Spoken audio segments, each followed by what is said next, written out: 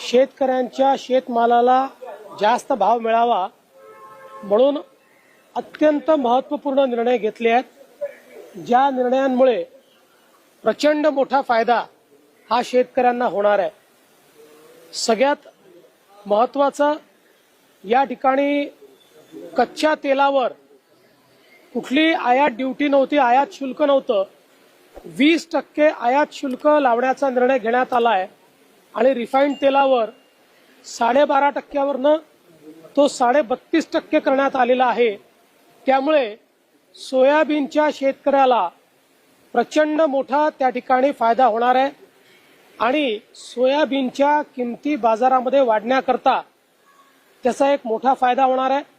यापूर्वीच सोयाबीनच्या खरेदीचा निर्णय देखील केंद्र सरकारने घेतलेला आहे। त्यामुळे सोयाबीनचा शेतकरी हा निश्चितपणे त्या ठिकाणी या निर्णयामुळे खूप मोठ्या प्रमाणात लाभान्वित होणार आहे आणि काही प्रमाणात कापसाच्या शेतकऱ्याला देखील या ठिकाणी त्याचा फायदा मिळणार आहे।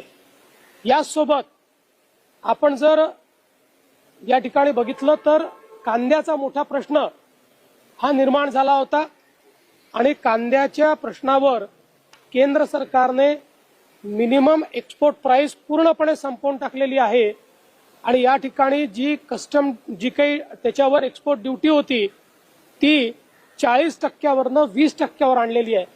यामुळे कांद्याचे जे भाव आहेत ते स्थिर होण्याकरता, ते वर जाण्याकरता अत्यंत मोठा फायदा या माध्यमातून होणार आहे।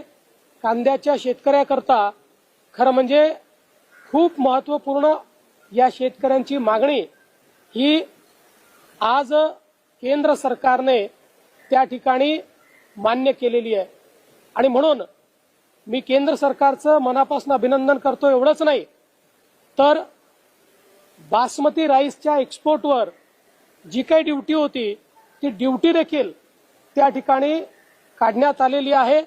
त्यामुळे हा जो काही बासमती धान पिकवणारा शेतकरी आहे यालाही खूप मोठ्या प्रमाणात त्या ठिकाणी फायदा होणार आहे आणि म्हणून या सगळ्या निर्णयांचा थेट फायदा हा या ठिकाणी सोयाबीनचे शेतकरी, कांद्याचे शेतकरी, बासमती राईसचे शेतकरी या सगळ्यांना होणार आहे आणि त्याचा इनडायरेक्टली फायदा हा काही प्रमाणात कापसाच्या शेतकऱ्याला देखील त्या ठिकाणी होणार आहे आणि म्हणून मी केंद्र सरकारचे अतिशय मनापासून आभार मानतो, त्यांचं अभिनंदन करतो आणि अशा प्रकारचा निर्णय हा